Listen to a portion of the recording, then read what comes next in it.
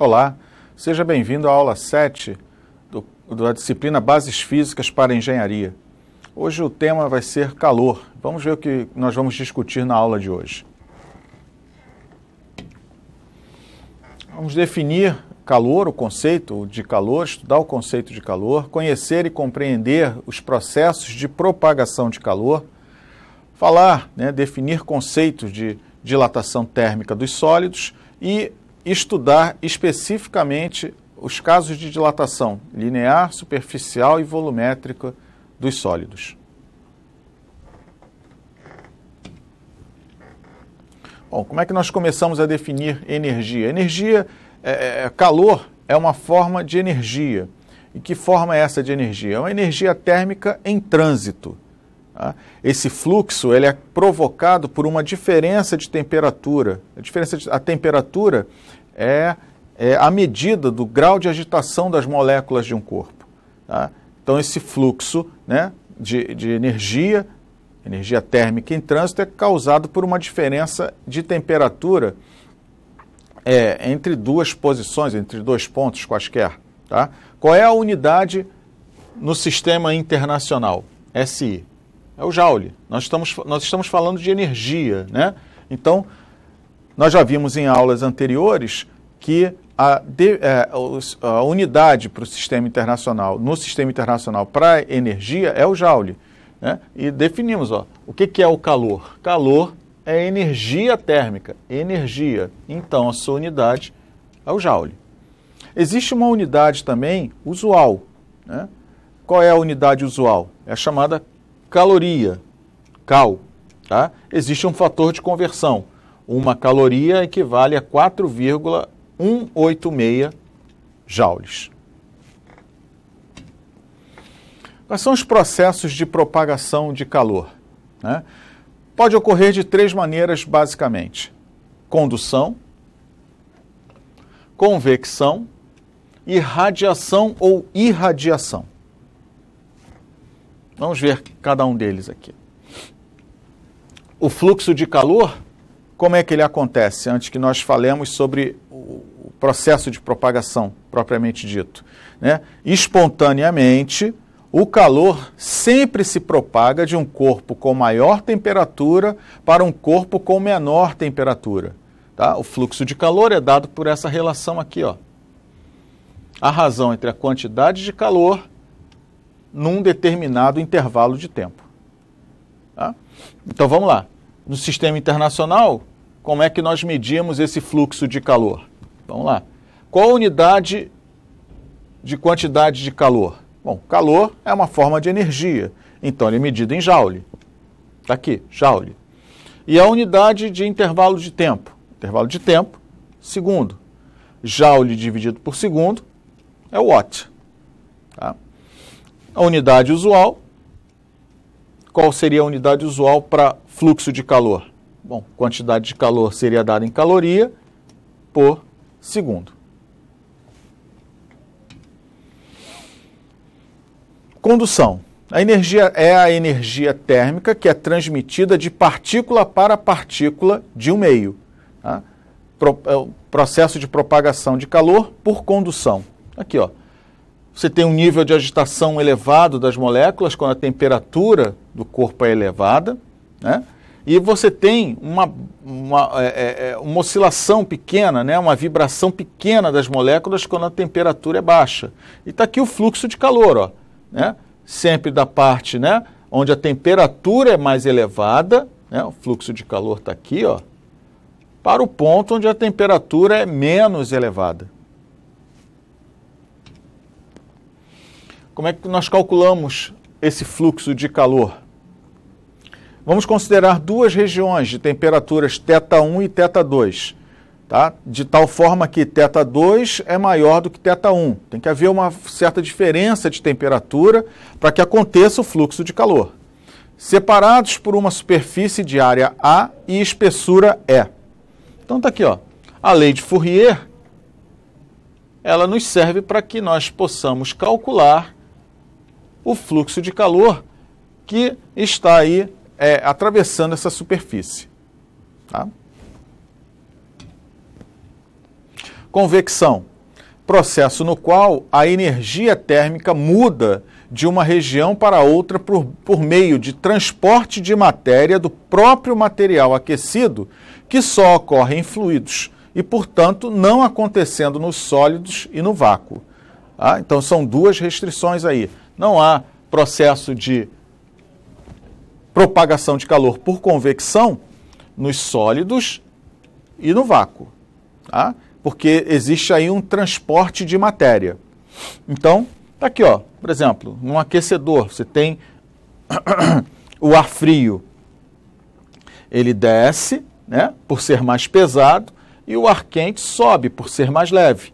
Né? Um ar-condicionado instalado aqui sempre no alto, né? Para quê? Para aproveitar o fato de que o ar frio mais pesado desce, né? E o ar quente, que é mais leve, sobe, né? Criando as chamadas correntes de convecção. Tá? Isso aqui serve também, ó, água sendo aquecida, né? Aquecedor de ambiente, né? Todas essas situações geram chamadas correntes de convecção.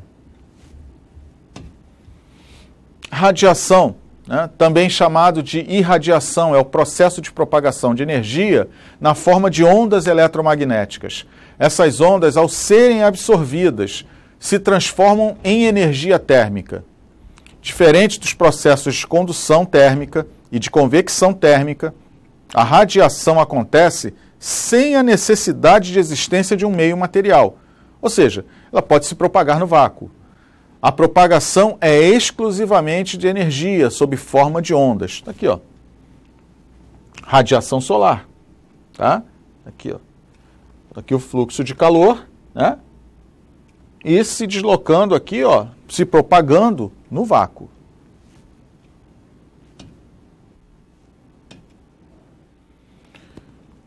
O que nós podemos falar sobre a dilatação térmica dos sólidos? Né? Quando a temperatura de um corpo aumenta, em geral, isso provoca um aumento nas suas dimensões. Né?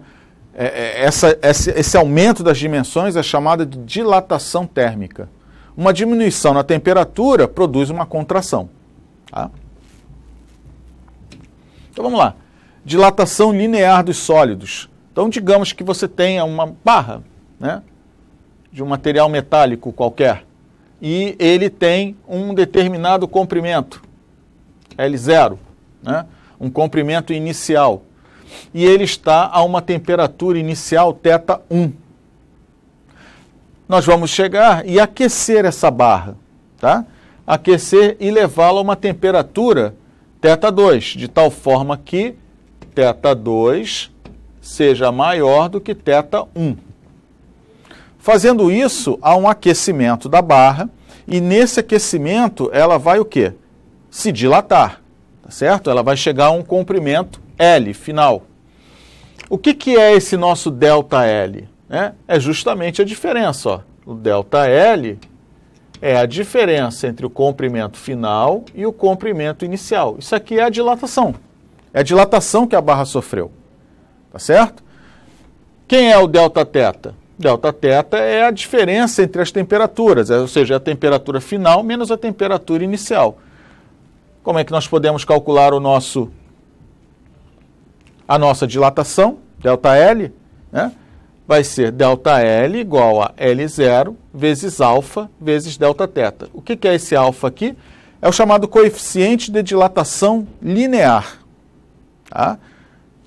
Ele é uma característica do material. Então, você pode também deduzir uma outra equação daqui. Né? Nós podemos dizer o seguinte, ΔL é L menos L0, e daqui nós podemos escrever o seguinte, L menos L0 é igual a L0 alfa Δθ. Se nós passarmos esse L0 para a direita, ficaríamos com uma equação assim, L é igual a L0 mais L0 alfa Δθ. Ora, observe bem que o L0 aqui, ó, ele está se repetindo. Então, nós podemos colocar esse L0 em evidência e poder achar uma equação que nos dá o comprimento final da barra, se for do seu interesse. Então, L seria o quê? L0, vamos lá, colocando o L0 em evidência, 1 mais alfa delta θ. Está aqui. Uma equação, se você precisar calcular o comprimento final, né? Mas observa que essa equação nós retiramos daqui, ó, do conceito inicial. Vamos ver, adiante. Qual é a dilatação superficial? Já acontece em duas dimensões, né? Já é uma dilatação que acontece em duas dimensões. A dilatação linear é unidimensional, mas a dilatação superficial ela acontece em duas dimensões. Uma placa, uma chapa, por exemplo, tá? Que tem uma área inicial a zero, a uma temperatura inicial θ1. Aquecemos essa barra, né? Submetemos essa chapa a uma temperatura θ2, fazendo com que ela assuma uma área A. Lembrando aqui, né? θ2 maior do que θ1. Nós estamos aquecendo a chapa. Fazendo isso, nós vamos observar que vai acontecer uma dilatação. Nós estamos aquecendo essa chapa, ela vai dilatar. O que é a dilatação? É a diferença entre a área final e a área inicial. O que é o Δθ? O Δθ é a diferença entre a temperatura final e a temperatura inicial.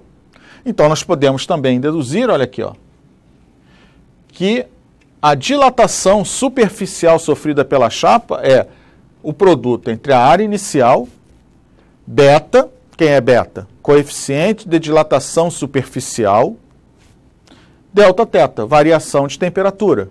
Tá? Quem é esse beta? Esse beta corresponde a 2 vezes o alfa. Se você quiser uma equação que informe para você a área final, você também pode deduzir por aqui. Ó. O que é o ΔA?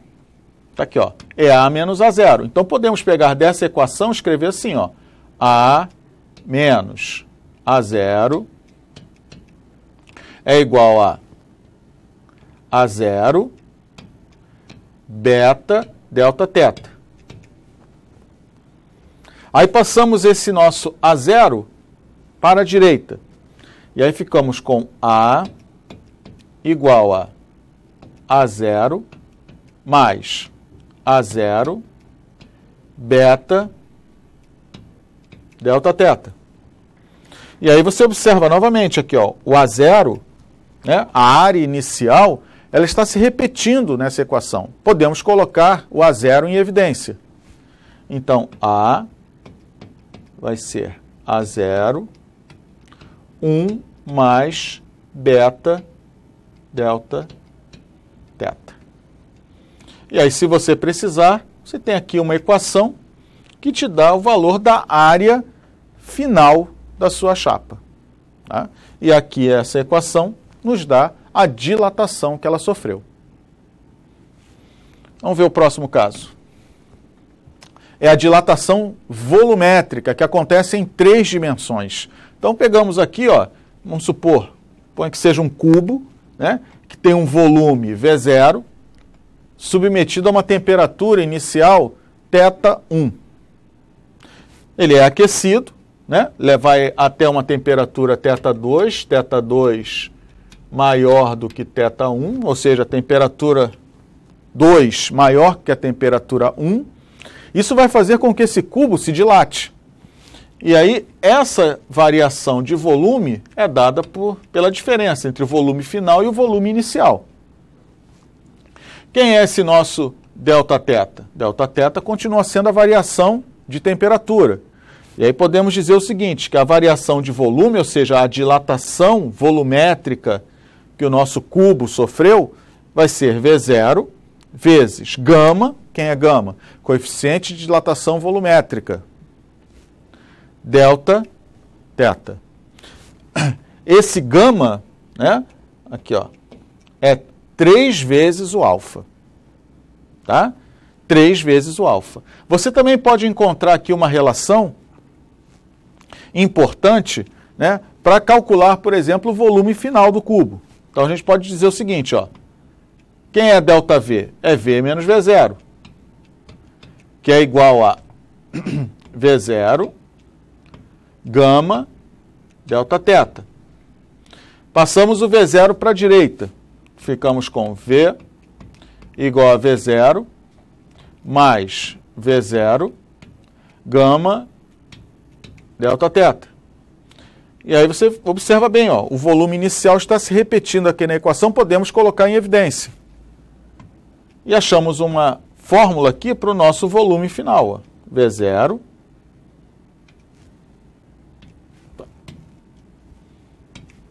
V0, 1 mais gama, delta θ.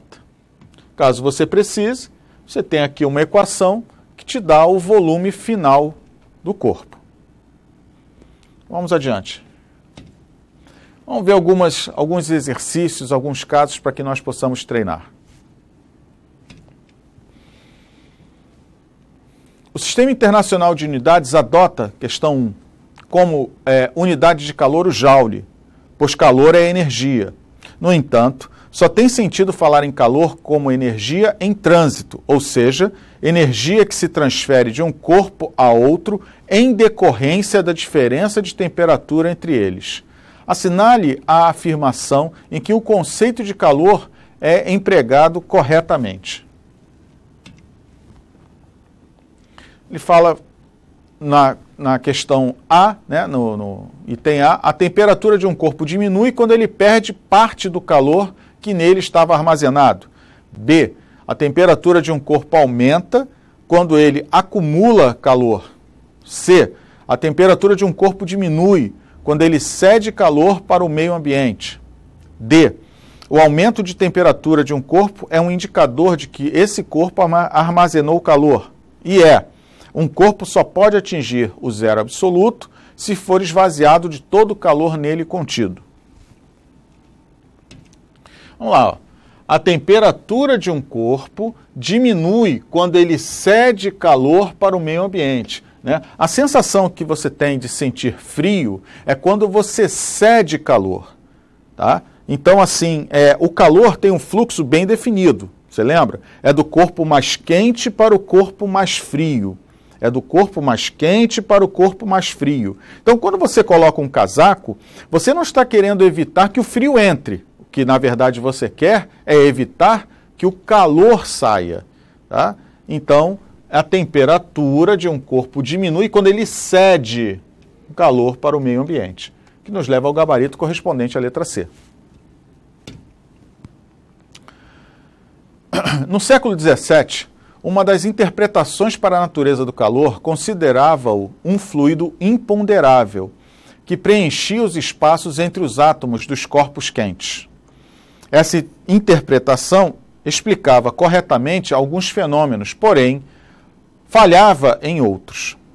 Isso motivou a proposição de uma outra interpretação, que teve origem em trabalhos de Mayer, Rumford e Joule, entre outros pesquisadores. Com relação aos conceitos de temperatura, calor e trabalho, atualmente aceitos pela física, avalie as seguintes alternativas. Temperatura e calor representam o mesmo conceito físico. 2. Calor e trabalho estão relacionados com transferência de energia. 3. A temperatura de um gás está relacionada com a energia cinética de agitação de suas moléculas. Assinale a alternativa correta. Então vamos lá. Primeiro, temperatura e calor representam o mesmo conceito físico. Não, não é verdade. A temperatura é a medida do nível, do grau de agitação das moléculas de um corpo. E o calor é a energia térmica em trânsito. 2. Calor e trabalho estão relacionados com transferência de energia. Nós já falamos de trabalho em aulas anteriores, lá em mecânica, né, e vimos que o trabalho está diretamente relacionado com o conceito de transferência de energia. E calor é energia térmica em trânsito. Então, a proposição, a afirmativa 2, é verdadeira. 3. A temperatura de um gás está relacionada com a energia cinética de agitação de suas moléculas. Exatamente. A temperatura é medida desse nível de agitação das moléculas de um corpo. Então é uma afirmativa verdadeira, o que nos leva ao gabarito correspondente à letra A. Numa noite muito fria, você ficou na sala assistindo a televisão. Após algum tempo, foi para a cama e deitou-se debaixo das cobertas, lençol, cobertor e edredom. Você nota que a cama está muito fria, apesar das cobertas, e só depois de algum tempo o local se torna aquecido. Isso ocorre por quê? Vamos lá.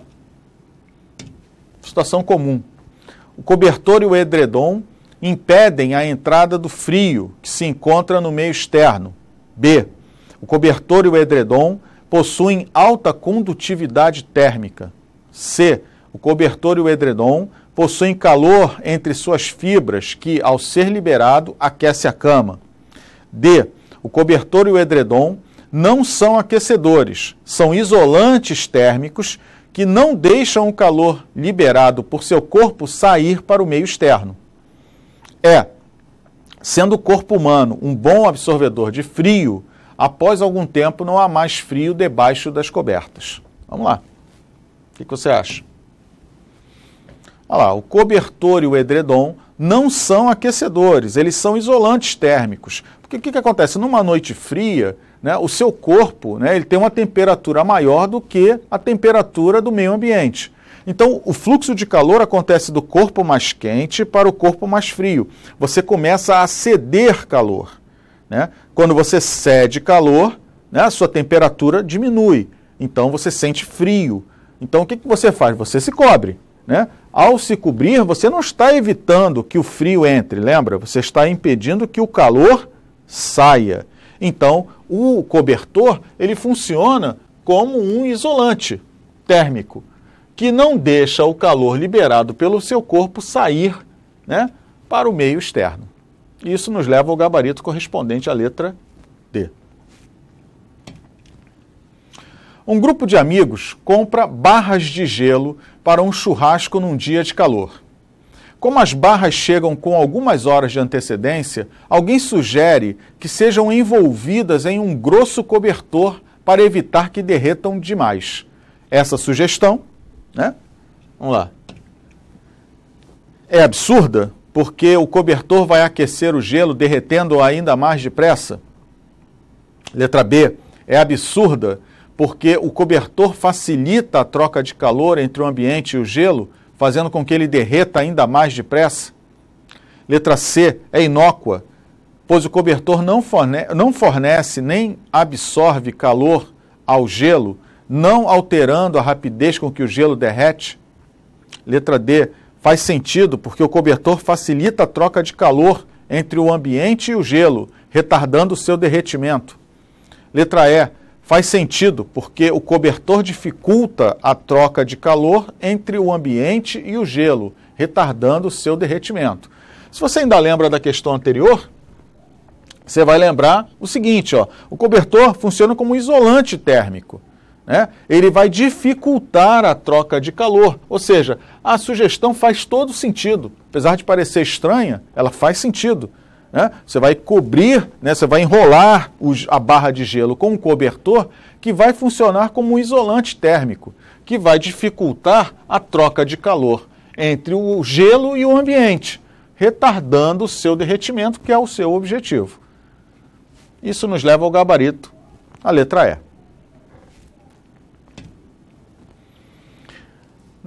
Número 5. Nas geladeiras domésticas, 1. O congelador está colocado na parte superior. 2. O ar frio desce por convecção, resfriando os alimentos. 3. As prateleiras não são inteiriças, mas têm a forma de grade, de modo a permitir a convecção do ar no interior da geladeira. 4. Deve-se, nos modelos mais antigos, retirar periodicamente o gelo que se forma sobre o congelador, para não prejudicar a troca de calor. Então vamos ver. O congelador está colocado na parte superior. Verdade. O congelador está na parte superior, facilitando a troca, o movimento ali do ar por convecção. O ar frio desce por convecção, resfriando os alimentos. Está aqui, ó. Verdade também. As prateleiras não são inteiriças, mas têm forma de grade, de modo a permitir a convecção, né? Passagem do ar ali para facilitar a refrigeração dos alimentos. Também é verdade. Deve-se, nos modelos mais antigos, retirar periodicamente o gelo que se forma sobre o congelador para não prejudicar a troca de calor, porque ele pode funcionar como um isolante térmico. Tá? E isso vai prejudicar essa troca de calor, que é importante dentro da sua geladeira. Isso nos leva à letra E como gabarito. João precisa abrir um recipiente de conserva cuja tampa está emperrada. O recipiente é de vidro comum e a tampa é de alumínio, material metálico. Para facilitar a abertura, sugeriu-se que ele colocasse a tampa próximo da chama do fogão por alguns segundos e, imediatamente, após afastar o recipiente da chama, tentasse abri-lo. O procedimento sugerido vai favorecer a separação entre a tampa e o recipiente, facilitando a tarefa de destampá-lo. Por quê? O que você acha que vai acontecer? Letra A, o coeficiente de dilatação térmica do vidro é maior do que o do alumínio. Letra B, o coeficiente de dilatação térmica do alumínio é maior que o do vidro. Letra C, o calor da chama diminui a pressão interna do líquido da conserva. E letra D, o calor da chama diminui o volume do recipiente. Vamos ver.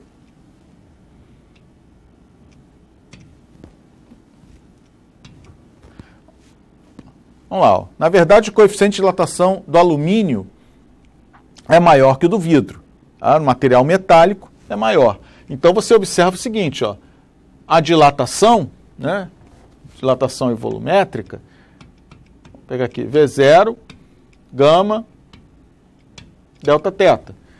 Se você tem um coeficiente de dilatação maior do corpo do alumínio, né, se você tem um coeficiente, o coeficiente de dilatação ele é diretamente proporcional à dilatação do corpo. Então, se você aumenta o coeficiente de dilatação, você aumenta a dilatação.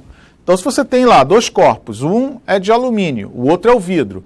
Quando você aquece a tampa vai se dilatar. Ela se dilata, o vidro também se dilata, tá? Porque também vai sofrer uma variação de temperatura. A questão é que o alumínio vai se dilatar mais, né? Fazendo com que a tampa fique mais frouxa e você consiga destampar com maior facilidade. Isso nos leva ao gabarito correspondente à letra B. Então, o que nós discutimos na aula de hoje? Falamos sobre o conceito de calor, né? Entendemos como é que acontecem os processos de propagação, falamos sobre o conceito de dilatação térmica e, especificamente, trabalhamos com os conceitos de dilatação térmica nos sólidos, né? Dilatação linear, superficial e volumétrica. Até a próxima.